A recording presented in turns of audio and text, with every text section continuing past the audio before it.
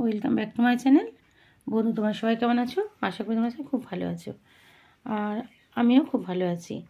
তো আজকে একটা ভিডিও করছি, দেখো, যেটা হচ্ছে আমি আজকে তৈরি করবো ধনে পাতা দিয়ে, খাসির চর্বি দিয়ে, কাঁচা লঙ্কা, পেঁয়াজ আর বেসন দিয়ে, আর এর মধ্যে একটু আদা রসুন বাটা দেবো, দিয়ে করব খাসির চর্বির বড়া। ধনে পাতা একটু বেশি করে দেবো, দেখো অনেকটাই কুটেছি, আর ওখানে দেখো খাসির চর্বিটা আছে, আর এখানে পেঁয়াজ আছে, কাঁচা লঙ্কা আছে। তোমার দাদার সঙ্গে খাসির মাংস এনেছিল, তো অনেকটা চর্বি ছিল, তো ওটা আমি রেখে দিয়েছিলাম, অতটা দিইনি।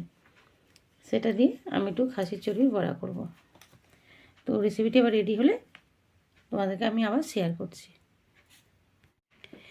দেখো, আমার হয়ে গেছে খাসির চর্বির বড়া, মানে পকোড়া বলতে পারো, পকোড়ার মতোই করেছি। এই যে,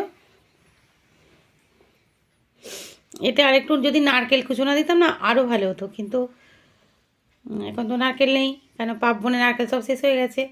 আবার বাপের বাড়ি থেকে নিয়ে আসবো, আমাদের বাপের বাড়িতে প্রচুর নারকেলের গাছ আছে। কিছু না হলেও গাছ তো ছিল, এখনও আপাতত 200 গাছ তো হবে। আগে তো অনেক গাছ ছিল, বাজ পড়ে পড়ে অনেক গাছ নষ্ট হয়ে গেছে। তারপরে তোমাদের ওই ফোনের থেকে বা আমাদের ওখানে ওই যে কোল ইন্ডিয়া আছে না, ওর গ্যাসে অনেক গ্যাসের মানে গাছ নষ্ট হয়ে গেছে। তাও এখনও 200-এর উপর গাছ আছে। তো নারকেল নিয়ে নারকেলটা দিলে আর একটু ভালো হতো।